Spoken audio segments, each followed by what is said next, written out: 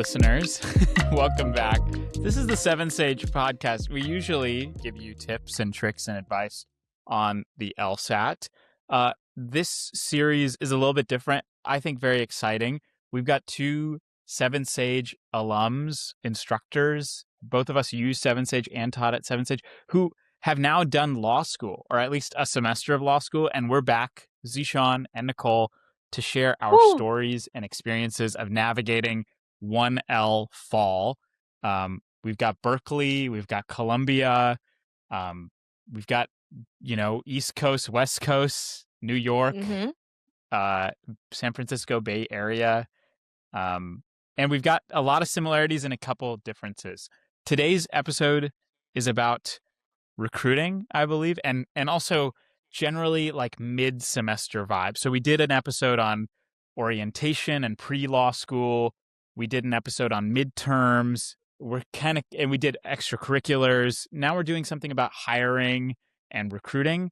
We'll wrap it up with talking about finals. But this is turning into a 4-part series. Maybe another part will get thrown in there. But Nicole, maybe I'll ask you right off the bat, what is going on with law firm recruiting? And before you speak, I just want to tell the listeners, here at 7Sage, we're not taking any stance on like whether you should recruit in BigLaw or do, public interest work.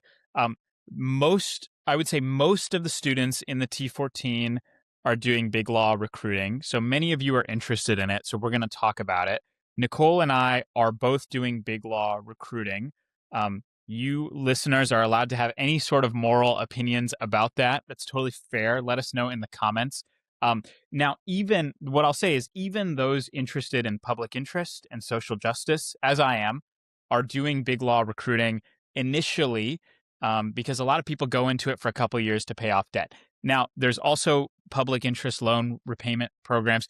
All this stuff you can look up, and I'm sure we're going to talk about later. But this is an episode about BigLaw recruiting, and I think it's applicable to a lot of you because even the non-BigLaw folks are probably going to do a stint in BigLaw. I mean, it's just by the numbers, just by the percentages, it happens. And I think that's okay. And so this is hopefully widely applicable advice. And I think we should do an episode on non-BigLaw recruiting, public interest recruiting, plaintiff firm recruiting, etc. We should, but this is about BigLaw. So I just wanted to say that in case people come for us in the comments being like, oh, I'm sure you hear it at Berkeley a lot. Berkeley is a very progressive school, of course. And there's a lot of anti-BigLaw sentiment. So I just want to give a disclaimer, but you can also speak to that. Sorry, I rambled a little bit. No, that's very, very important to mention out of the gate, right? Yeah, like people have different reasons why they're participating in BigLaw recruiting. Our objective here is just to like talk about the reality of it and how it's been for us. Totally agree with everything ZeSean said. I guess the reason BigLaw recruiting is kind of a big deal this year, you might be like, why does that matter, right? Like everybody does recruiting at some point. Well, in previous years, recruiting happened a lot later in law school once you had an opportunity to go through a couple semesters, figure out what classes you like and which classes you didn't like. And based off that, kind of come up with this idea of like, I'm interested in this kind of practice and here are the firms that I think are a best fit for me. Nowadays, though, BigLaw recruiting happens during 1L fall, basically. So you haven't had a chance.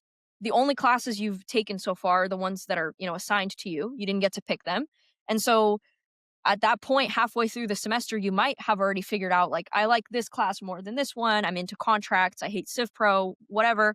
But it hasn't been long enough yet that you know exactly what you want to do, at least for most people, right? Some people definitely go into law school and they know exactly what kind of law they want to practice, but not everybody.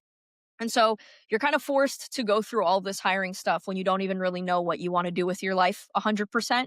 And that feels a little scary. I guess, there are pros and cons. Again, we're not taking any stance on like whether that's terrible, whether that's good, whatever. It's just the reality of how hiring works right now. And so it's been kind of a chaotic semester having to navigate that. So at the point, maybe we'll start from the beginning, right? But the way recruiting works in general for BigLaw is there are some different phases, right? Towards the beginning is when you're just learning about law firms and practice areas, kind of like the exploration phase, I guess. And for me, what that looked like at Berkeley is there would be lots of different events, like networking events. Some of them put on by the school itself. So like I'm a member of the like Berkeley, this is kind of Berkeley specific, but there are like centers on campus, like the Center for Human Rights, the Center for Criminal Justice. I'm a member of the Center for Tech Law. All that means is like you get the email blasts and they tell you about events. And so there will be like networking events where like 40 or 50 different law firms will send attorneys to this big venue and you'll go walk around and talk to people. It's pretty chill. At the beginning, you don't have to like dress super fancy or like come with your resume. You just they give free food, you eat your mozzarella sticks and you ask people some questions. And I did that for a few weeks. I think I went to like 5 or 6 events like that. Some of them are put on by law firms for us. Like a law firm will come to school and have like 30 attorneys come talk to us. But the point is, it's like an event with free food where you just chat with people casually. Was that similar for you guys? Yeah, I would say, yeah, early on, this actually kind of took place throughout the semester. Law firms would rent out local bars. They would also have us, I guess we're in New York. I don't know if they did this in San Francisco, but like they would have us come out to their offices and they would like feed us and talk to their attorneys there. So they would host events on their campuses. They would come to our campus, they'd rent out a bar or whatever. Restaurant, and we could come and get free food and chat with their representative attorneys. Also, the affinity groups and social groups would host a firm or a person from a firm who would do a Q&A. I did some stuff like that. There was overall a ton of access to the law firms, and the law firms take recruiting very seriously. They are giving out merch, they are giving out food, they are bringing their best and brightest people to come and chat with you. We also had tabling fairs where a bunch of firms came to campus and had a table set up and you could go around and talk to different firms and learn about not just the firm culture, but different practice areas. So there was a ton of access. And I think the best way, I think, Nicole, you kind of alluded to this. It's like, you're not going to get a job out of any of those things. You're just going for vibes. Like you're going to shake some hands, introduce yourself, ask a real person who maybe went to your school or went to a similar school, like, what do they do? What do they like about it? What does their day look like? What is their advice? What was their favorite part about law school? I always asked the attorneys, hey, what was your favorite part about law school? And it just as a conversation opener, so it's just a way to like meet people, learn about what you might want to do, what kind of people you mesh with. I will say, maybe you and I are a little different on this front, Nicole. Like every person I talked to in transactional work, I was like, we're not the same. And no hate, there were some wonderful, wonderful people doing transactional stuff. And there's lots of parts of transactional work that are fascinating. But I think I really meshed with litigators. So then I felt like, okay, these litigators are kind of speaking my language. They liked CivPro. Again, civil procedure. We defined it in the last episode. I loved civil procedure. I It loved makes me it too. think, It was my favorite, actually. oh, okay. Okay. And Yeah. and I'm surprised you don't want to be a litigator? You loved CivPro? At the moment, I don't. Well, okay, actually, this is a good segue to talk about what stuff we're interested in. Maybe this gives people good, I don't know, insight. So because my degree was in biology, like molecular biology, I know I wanted to do some form out of life sciences work. So it's either like, in my eyes, it's either like patent litigation or like corporate work, which we won't get into the details, doesn't really matter. But like patent litigation, like, when people infringe on other people's inventions in pharma and stuff or medical devices, versus corporate work is like signing the deals, negotiating the contracts to invent those things in the first place, or like when one biotech company borrows another's technology so that they can, license it and like whatever, develop whatever thing. The point is, I don't know all these things yet, obviously. So the point is It's that really funny how we don't know anything and we're already yeah, recruiting. we're like telling you guys about this as if like we know exactly what this job entails yet. I don't. But I think I just jived well with the corporate people because I really wanted to be the kind of lawyer that had a really long-term relationship with one client. And it seems like in bio specific, like pharma and medical devices and stuff, if you're doing corporate work, you're like with the founder from beginning to end, from when they incorporate to when they file for patents, to when they go public on an IPO, whatever, when they sell at the end. So you're watching them grow from like beginning to end, and you feel like you're part of the company when it starts. And I think that's really cool, like the business aspect of it. I didn't expect to like that when I started 1L, but through these networking events, I realized that I thought that would be really fun. Um, and yeah, that's kind of why I fell in love with it. Again, who knows? I might change my mind at some point. But through those events, I learned that. What about you? Like, what drew you to litigation? Yeah, I mean, there's maybe the first thing I'll say is I think there's an important lesson in there, which is like maybe try to come to law school with a little bit of a clean slate and like talk to people, talk to your professors, some of whom spent some time in practice, right? Uh, and talk to the people at the law firms and people not at law firms, and try to get a sense of like what kind of people do you mesh with, what kind of things might you want to do. So, what might you be interested in? I didn't know exactly what I wanted to do. I came into law school with a very strong public interest, excuse me, very strong public interest bend, and I still have a public interest aspiration or public interest horizons. And I never really thought about what might I want to do in a corporate law firm.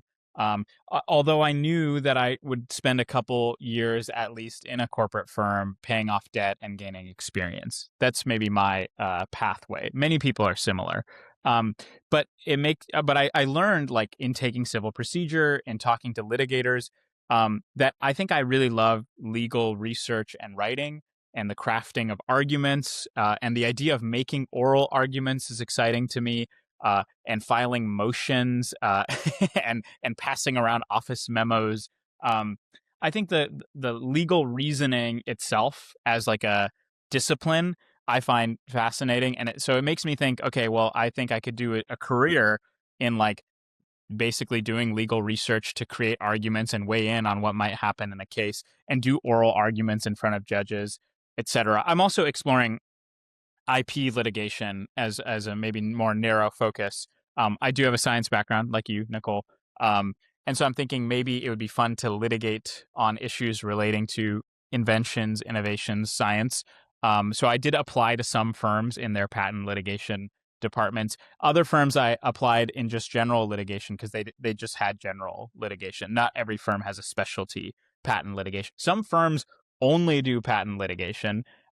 Some firms don't even have a patent litigation department. So every firm you apply to, you might submit a slightly different application. But that's what appealed to me. And again, it really just came from like taking classes, liking civil procedure, liking legal research and writing, and talking to litigators and feeling like, oh yeah, you guys are kind of a bunch of nerds, and I feel like I'm similar to you. And I could be totally wrong. Also full disclosure, we haven't done this stuff yet. So Nicole and I are about to embark upon summer internships. I don't know if you're trying to work at a firm, your 1L summer, it's decreasingly an available opportunity. So we will go and intern and find out about these things and then report back on how they actually were. So right now, we're talking about like, I like the idea of this and we'll go see what it's like. Yeah. So, yeah, I don't know what your reaction is to any of that, but Totally agree. And I think that's a perfect segue to what ZeSean was talking about. Like some firms you apply this way, some another way. So I think this first exploration phase of just going to receptions and networking events is for you to figure out which firms you're even interested in. Like he said, purely vibes, right? You will see that you vibe with some attorneys more than others. You like the culture at that firm more than others. Some people like a really rigorous work environment. Some people like, where an environment where people are really close friends with each other in the workplace. It really depends what your preferences are. And so you just want to come up with your list. Like, these are the firms that I find interesting. And then you might want to start narrowing those questions. Like, what kind of programs do they have? Do they have patent litigation? Do they have general corporate, general lit, or is it all mixed together? Do they allow you to try different projects, or do you have to be in that group and you can't try anything else? So those are the things you want to figure out before, and then you go into the actual application phase. So I'm trying to remember. I think for me, applications for most firms were like October 15th was when they opened, something like that, right? Was that similar for you? So that's when I submitted most of them. there were some October 15th, there were some November 1st, some December 1st. I remember they were a little bit staggered. I sent most of mine in early November. And I was already doing screeners before Thanksgiving. Some people were doing screeners in October. I mean, things are really moved up. So the screener is like the first interview you have where it's like 20 minutes, 20 or 30 minutes, and it's usually on Zoom. And it's just the chance for you to meet either someone from the recruiting team of the firm or like one of the hiring attorneys. And I think a misconception I had is I thought in these interviews, they're going to ask you like substantive legal questions to see if you know things. Very glad they do not. For me, I've never been asked a substantive legal question in those kinds of interviews. They're asking you things to get to know you, to see if you're a cool person that people would want to work with. Like, do we see you being here? Things like, tell us about yourself. Tell us why you came to law school. What are some of your interests? Like, what was something fun about law school for you this semester? So it's pretty chill. Of course, you take it seriously, but it's more so like a personality evaluation. Like, do you seem like you'd be a good fit? More so than like, do you know what what a patent application looks like? Yeah, overwhelmingly, I think attorneys are interested. In my experience, attorneys are overwhelmingly interested in why did you want to become a lawyer?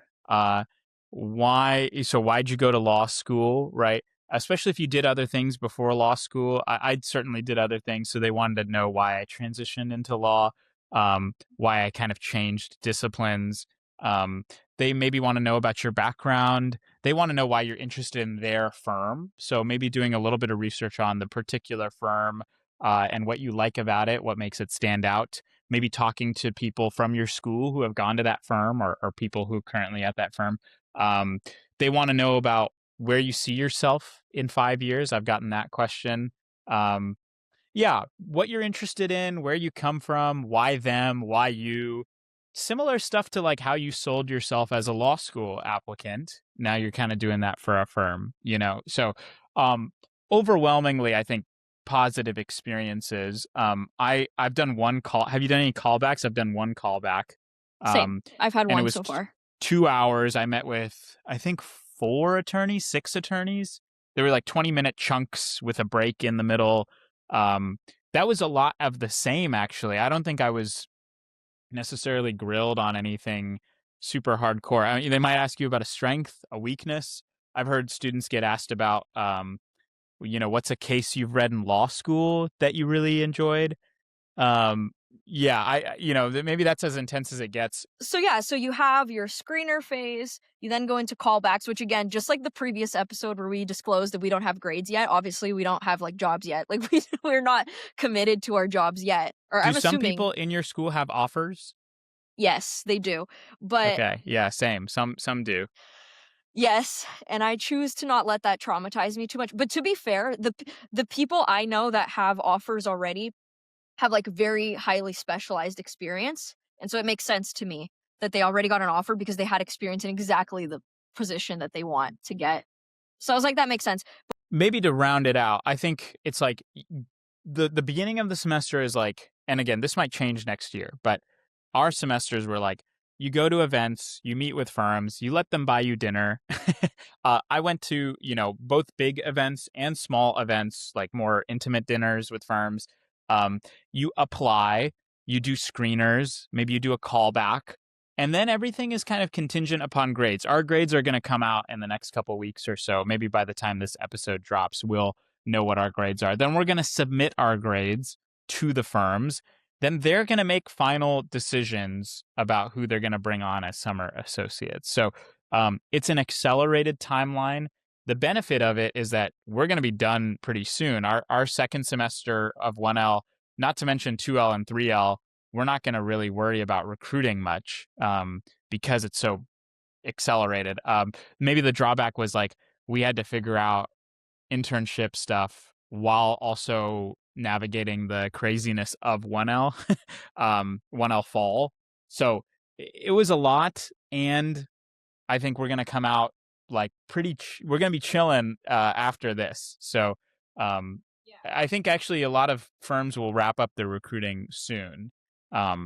So anyway, yeah, it's a little bit of a whirlwind, but we got through it, and some of it was kind of fun in terms of like meeting people and getting free food and free merch. I agree. That's not so bad. Yeah. What's the best merch you got? I got a pickleball. I've never played pickleball, but it was like a full monogrammed pickleball set. Won't say what firm, but you know, if they know, they know. But like I could tell you later. But they had a monogrammed pickleball set, like paddle ball and duffel bag and everything, and that was pretty sick. Cool. What about Cool. you? Yeah, I got an Awala water bottle. Oh, whoa, That was cool. Yeah, that was kind of fancy. love And that. a bunch of other stuff. Yeah. Yeah. So, you know, if anything, go to the events, get your food. It's a fun opportunity to dress up. I don't know. I like dressing up every once in a while. You throw on your button up, your loafers. You put your name tag on. You jive with some people, and you maybe leave with a paddle ball. What did I say? Pickleball paddle or a walla, which is fantastic. So do with that as you will. And I know some people that I know were not even participating in Big Law recruiting, but they went to these events just because it's a good way to learn about things. Like, even if you don't plan on applying Big Law your 1L or 2L summer, it's nice to have some insight from people. Because also, most Big Law firms, at least a lot of the ones, you know, we're learning about at these events, do a lot of pro bono work too. So they give you the opportunity to learn about other kinds of practices besides just like the corporate or litigation that they do every single day.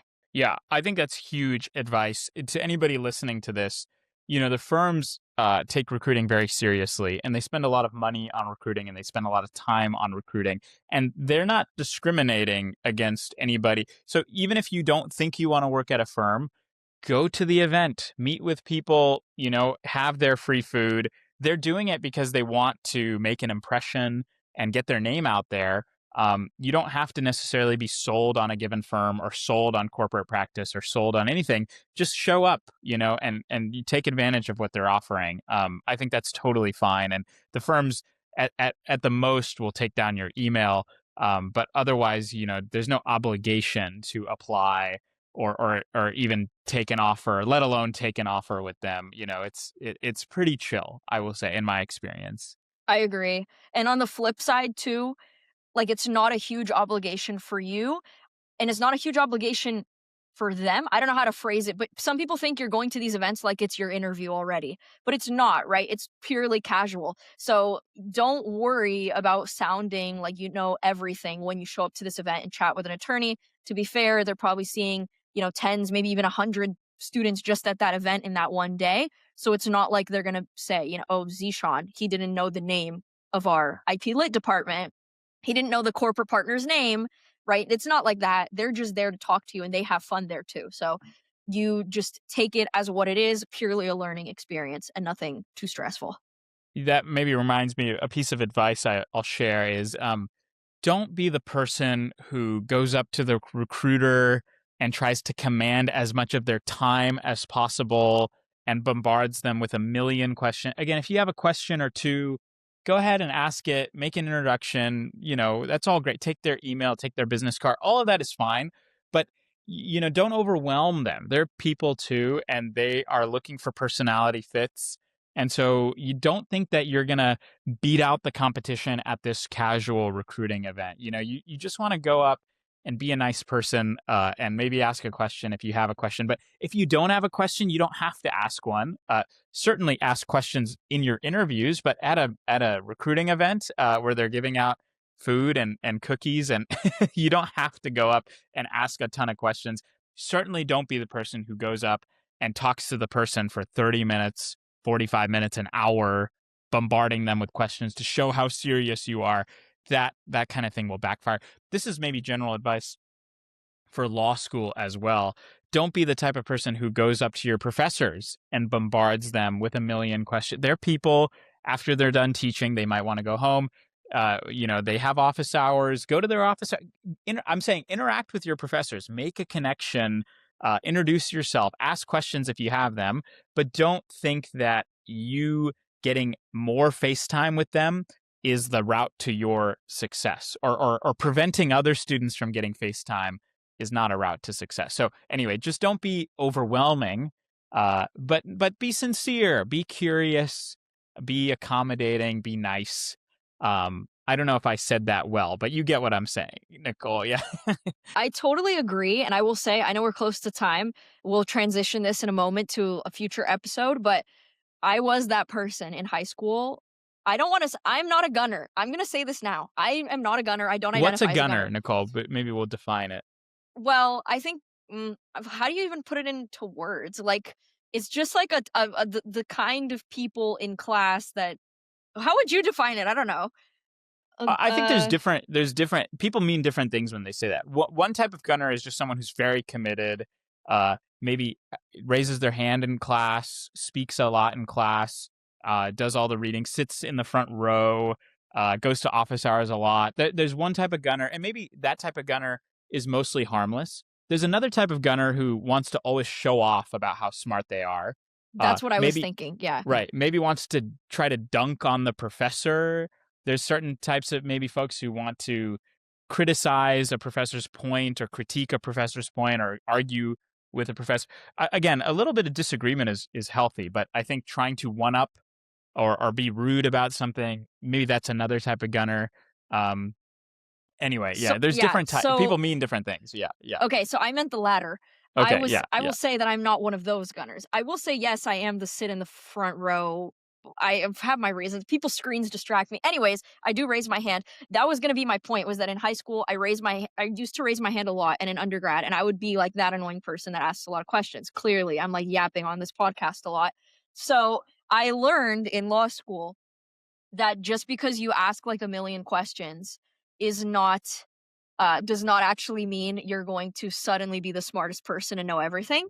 There is like this, somebody told me this, I forgot exactly the phrasing, like, be quick to listen in law school and not quick to talk. So there is an element of like, wait for your professor to finish their whole thought, like wait for the person to be done with their whole cold call, like hear everything first and then like ruminate in it, marinate a little bit, and then think about like, okay, what are my gaps? Because I was definitely the person at first that was like, immediately the professor says something that I don't understand, and I'm like, wait, can you like explain this again? And then I learned eventually, like, okay, hold on, first marinate in the info, and then at the natural time start asking things. This is like irrelevant from what we were talking about before, but the point is, be intentional with your yapping, both in recruiting context and like with professors, to think about asking the questions when you feel best prepared to ask them. Not to say be quiet, like, of course, ask questions. Like, I obviously ask a lot of questions, but in the right ways, if that makes sense. You're in a community. You should think about, is this a question that's helpful for everybody? That's maybe something to ask yourself. You might also ask yourself, is this something better for office hours or better in a one-on-one meeting? Sometimes if you just need to clarify something that wasn't clear, that's a great candidate for something that's beneficial to the community, relevant to the topic being discussed. Clarifying, that's great. But if you have something that's maybe like a broader philosophical ramification of a certain ruling, unless the topic is law and philosophy, you might save that for office hours. I certainly had, I'm kind of like Nicole, like when I'm reading something or when a class discussion is happening, I have a million ideas firing off. And sometimes I would raise my hand, but I also learned throughout the semester that, okay, I'm going to lower my hand and I'm going to try to save this for office hours. And sometimes, the professors, some of them love talking about the broader philosophical ramifications or historical, context or whatever it is. They love talking about that stuff, but you just got to get them in a setting where it's not detracting from the overall class discussion. And then then you can get them to really talk about what they're interested in.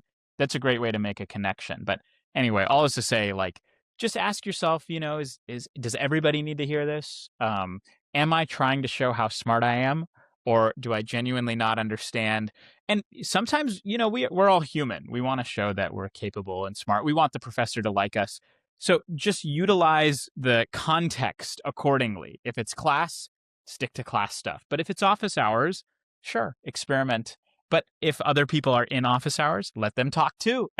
Yeah. These are the lessons, I guess. Life lessons. Life lessons. Yeah.